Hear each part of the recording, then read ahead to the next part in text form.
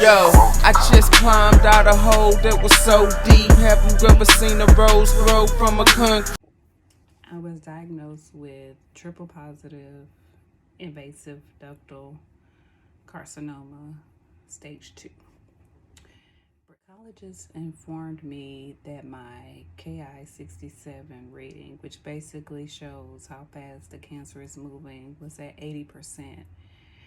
And I looked at my mom and I was like, 80%. I can see her head just basically falling down to the ground almost. Like, wow, it's moving fast. It said you can go for this. We have what we would call a aggressive route as far as treatment, and then we have a route that is not so aggressive. It's a softer route. But when you have a cancer that is moving as fast as yours is, you want to make sure that you give it all that you can. As due to my age, due to my spirit, he said that you can handle this. He said the treatment will not be easy. It won't be the easiest thing to get through. Different strokes for different folks. Different patients have different symptoms. For the most part, what comes with chemotherapy and this form of chemotherapy will be heavy nausea, vomiting, hair loss, of course, that comes with majority of all chemos. And he said it's going to be a challenge, but it's a challenge that you have. The treatment that I selected to take, the more aggressive form, has 4 rounds of doxorubin, cyclophosphamide.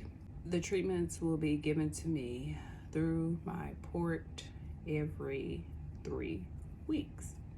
The second stage of treatment will be 12 rounds of Taxol, Herceptin, and Perjeta to fight against the HER2 receptor. Once I finish Taxol, then I will go in for surgery, and then after surgery, I will continue the Herceptin and the Perjeta for about a year total.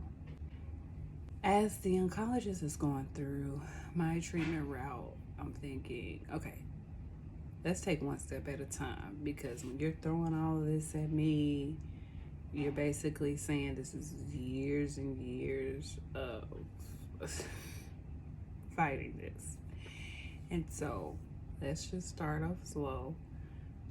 Let me think about the first section of chemo, the 4 rounds of what they call the Red Devil.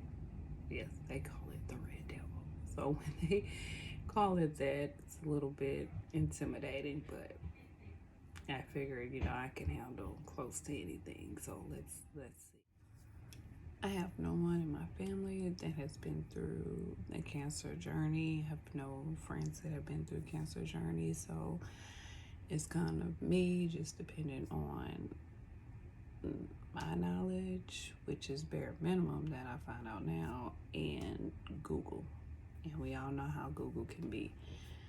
So moving forward, my thoughts are, I really don't have a choice but to do what I have to do to fight against it. I have this HER2 protein receptor, which means that the cancer cells are multiplying at a faster rate.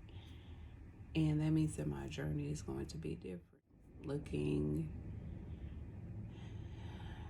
into how I felt at the time, I was just ready to fight. Ready to give it all. Out of this, what I hope anyone can get is to definitely take one step at a time when it comes down to being diagnosed with a chronic illness. That's why I broke down my treatments into phases. I didn't think about surgery until it was close to surgery time. Because I didn't know what surgery I would qualify for based on how the tumor shrunk. And I feel like it would have been a waste of time just Googling and trying to get answers and looking into different surgery routes that I couldn't even qualify for. So that would be my number one advice, is to take it one step at a time, however that is for you, and not look so far into what if. Like right now, I'm not thinking about the 5 years of hormone suppressants that I have to be on.